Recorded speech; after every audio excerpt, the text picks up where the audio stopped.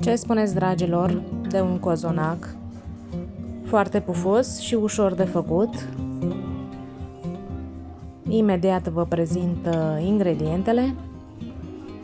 Cu această rețetă nu veți da greș și nu este de speriat rețeta de cozonac dacă urmați toți pașii pe care vi arăt. Așadar, stați aproape.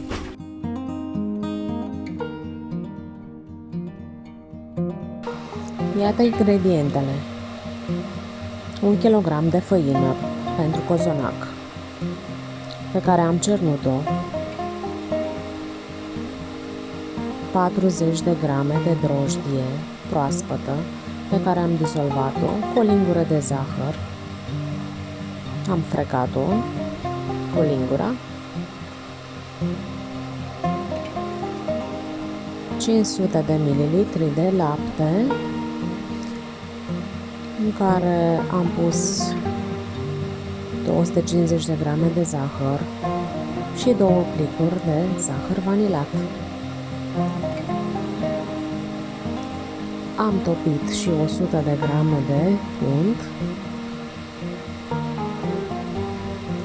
5 gălbenușuri,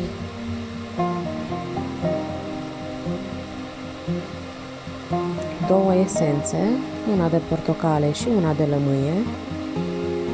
Dacă doriți, puteți să folosiți coaja fructelor, fructele bine spălate. Să trecem la prepararea aluatului.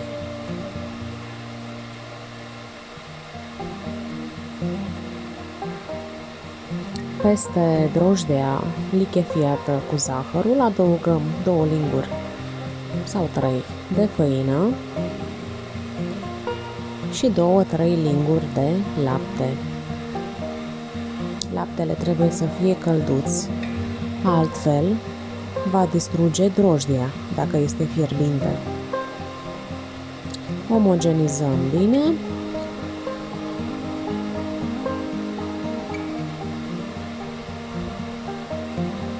și lăsăm drojdia să dospească puțin pentru 15 minute.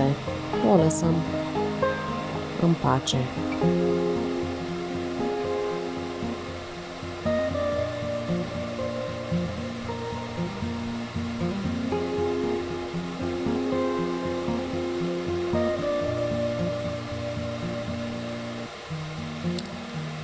Acum avem cele 5 albușuri, peste care punem un praf de sare și le mixăm.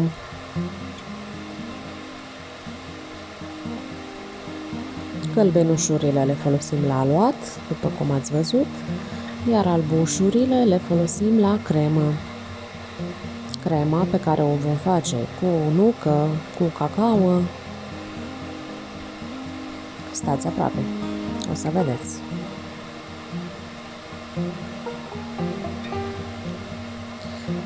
Peste albușurile mixate un pic, adăugăm 2 linguri de zahăr vanilat. Eu am pus zahăr vanilat pudră.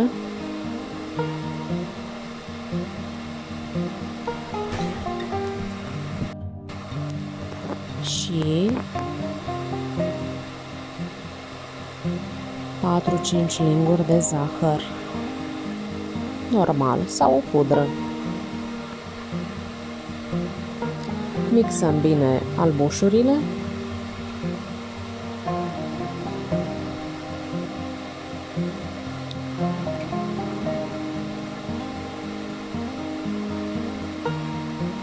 Iată albușurile noastre, le-am mixat destul de bine. Eu am aici nucă pregătită, măcinată, într-un recipient. Voi adăuga 8 linguri de nucă.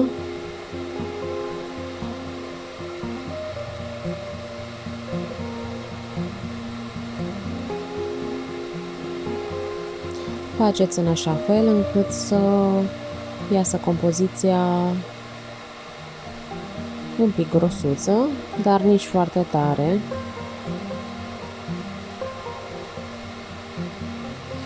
Nu uitați că trebuie să adăugăm și cacaoa. Aceasta va îngroșa mult mai bine albușurile.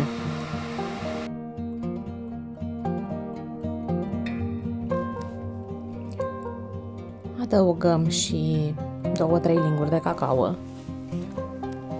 Eu am o cacao dark, adică închisă. Mie îmi place să fie mai închisă ca cacaoa.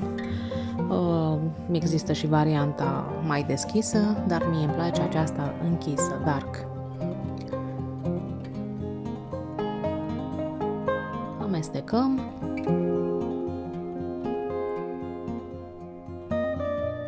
M-am gândit mai bine și am mai pus încă 2-3 linguri de cacao. Nu am nimic împotriva ei.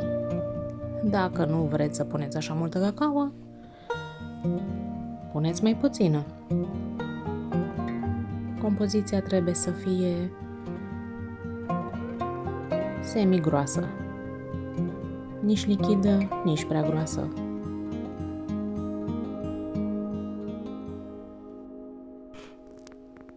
La final adăugăm esența de rom, pentru că merge foarte bine romul în această compoziție de cacao.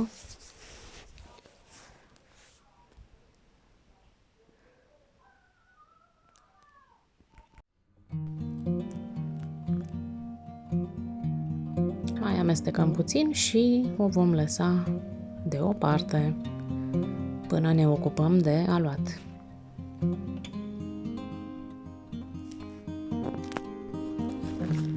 Drojdea a crescut, maiaua noastră, așa că o vom adăuga peste făina cernută. Am lăsat-o să stea 15-20 de minute la odihnit. Punem și laptele călduț, laptele în care am pus zahăr și zahăr vanilat. Am pus 250 de grame de zahăr și 2 plicuri de zahăr vanilat. Să luăm toată drojdia de pe castron și răsturnăm tot conținutul peste făină. Făina este important să fie cernută, măcar o dată. Cum am spus, eu folosesc o făină de cozonac. Așa scrie pe pachet, făină de cozonac.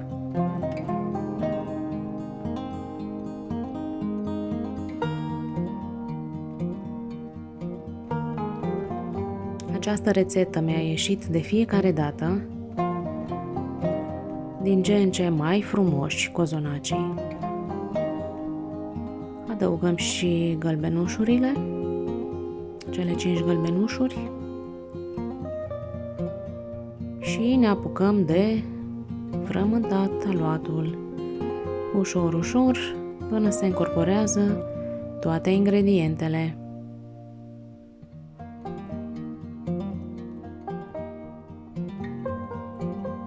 Să nu uităm să punem și un pic de sare, pentru că sarea este bună în bucate.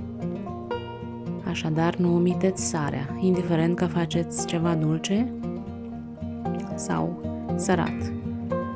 Un pic de sare nu strică.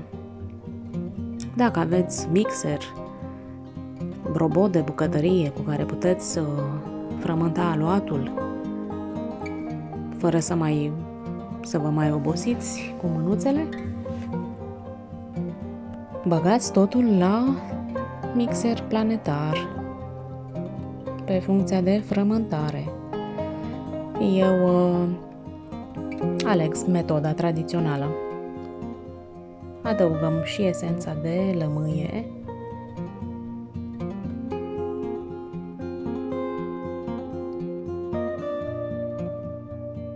Nu uităm să adăugăm câte puțin unt.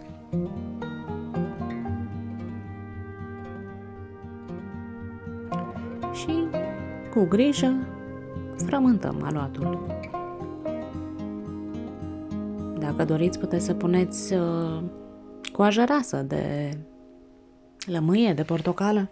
După ce spălați bine cu apă călduță fructele,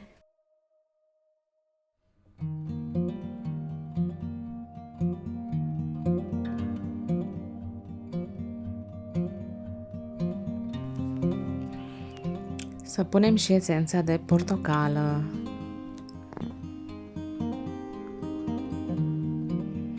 Am descoperit aceste esențe care îmi plac foarte mult la gust, așa că nu mai folosesc coaja de portocală sau de lămâie. Dar dacă nu aveți esențe, spălați bine fructele și răzuiți-le, în afară de partea albă.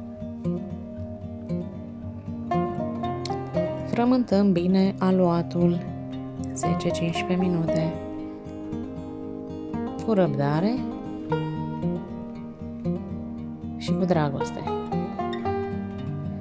Nu trebuie să avem nervi când facem cozonacul sau să nu avem plăcerea de a face.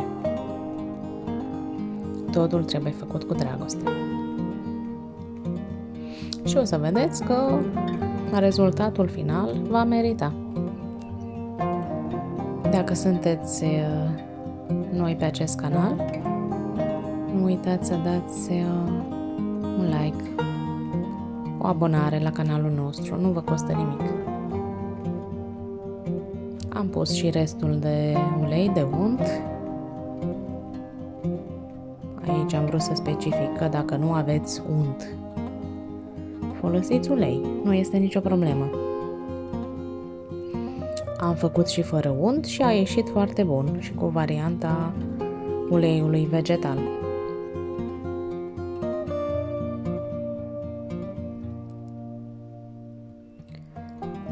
Frământăm până nu se mai lipește de vas și de mâini.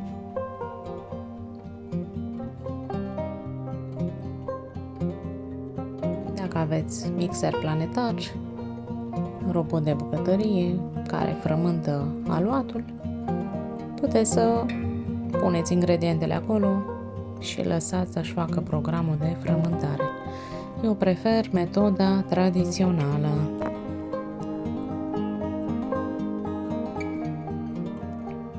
Modelăm un pic aluatul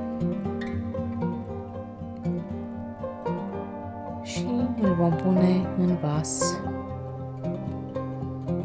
la crescut până își va dubla volumul.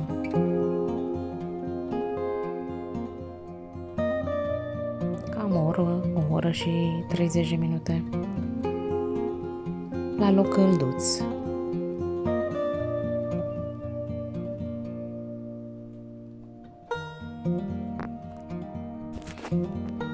Aluatul nostru a crescut. Ungem blatul de lucru cu un pic de ulei. Răsturnăm aluatul din vas și îl modelăm un pic sub formă de sul. Apoi îl vom împărți în 4 bucăți.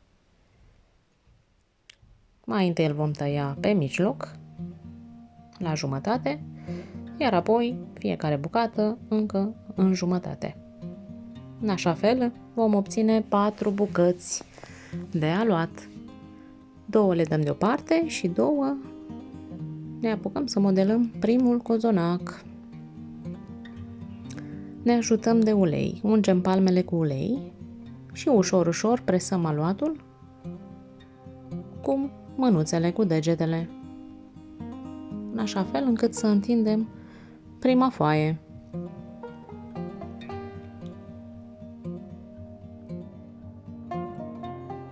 Avem grijă să nu îl rupem. Compoziția este gata de umplutură. Punem 2 linguri pe care le vom întinde bine, în așa fel încât să nu rupem aluatul cumva.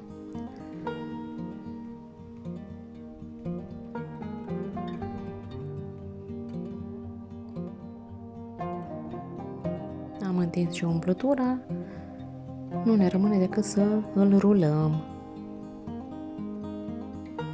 Rulăm frumos. Avem grijă să-i prindem un pic și capetele, să nu iasă umplutura și îl dăm deoparte. Procedăm la fel cu cea de-a doua bucată. Cu grijă, mânuțele unse cu ulei și blatul la fel, ne apucăm să facem a doua foaie. Eu fac cozonaci împletiți, sunt mult mai frumoși la aspect și la interior.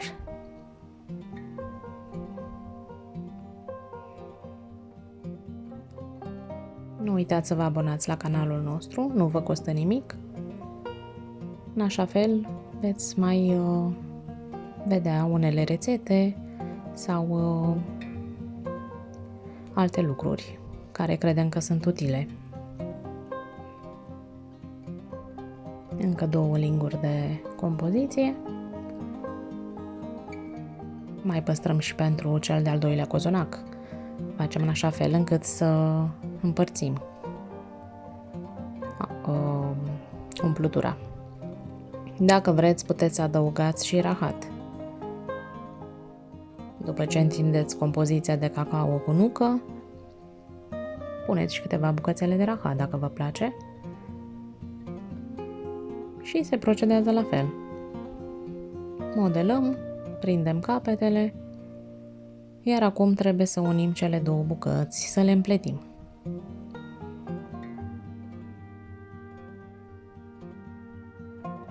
Între timp am pregătit și tava cu hârtie de copt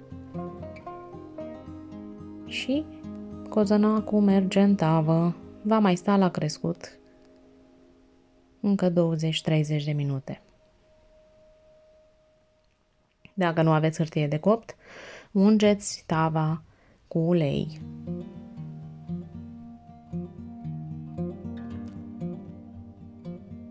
Facem la fel și cel de-al doilea cozonac. Cozonacii îi lăsăm să crească. Între timp, cuptorul trebuie să fie preîncălzit la 160 de grade, căldură sus-jos. După 30 de minute îi scoatem, îi ungem cu ou zbătut și le punem folie de aluminiu ca să nu se ardă cumva și să devină moi și pufoși. Îi mai lăsăm 30 de minute în cuptor la 180 de grade cu ventilație. După 30 de minute îndepărtăm folia și cozonacii noștri sunt gata. În așa fel, cu folia de aluminiu vor ieși moi. Coaja nu va fi arsă și nici nu va fi tare. Priviți cozonăcei, eu zic că au ieșit frumos. Vom lăsa să se răcească încă 5 minute în tavă, apoi îi scoatem și îi vom lăsa să se răcească complet.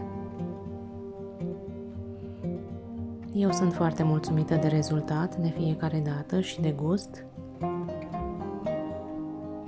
Dacă vă place, încercați această rețetă. I-am scos din tăvi, am îndepărtat hârtia de copt și îi lăsăm pe o parte pe un fund de lemn ca să se răcească complet. Ia priviți ce frumoși au ieșit.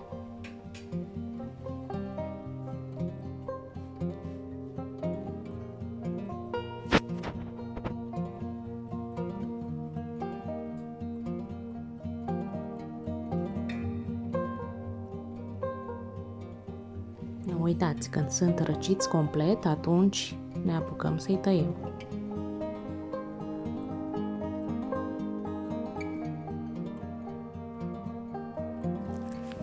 După ce am lăsat la răcit pe o parte, îi întoarcem și îi lăsăm normal.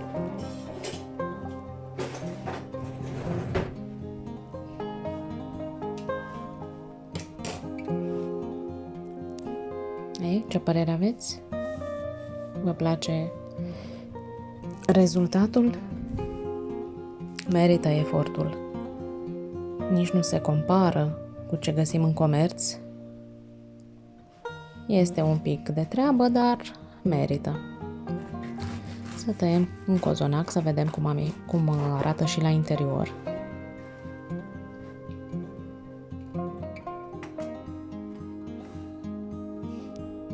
A ieșit super moale și pufos. Își păstrează forma atunci când îl apăsăm.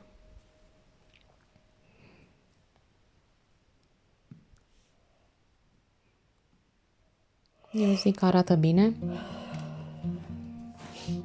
Tăiem și o felie.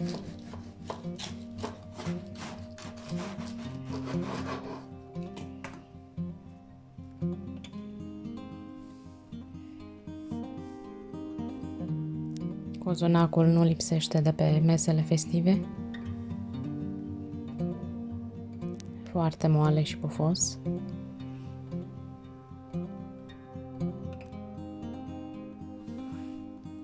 Foarte gustos. Mie îmi place așa, cu multă cacao.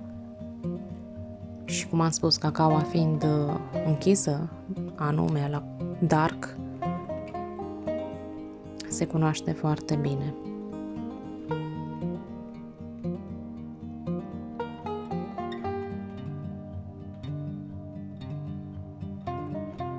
Încercați rețeta. Dacă aveți nelămuriri, nu ezitați să îmi lăsați un comentariu. Vă voi răspunde în cel mai scurt timp posibil. Poftă mare să avem!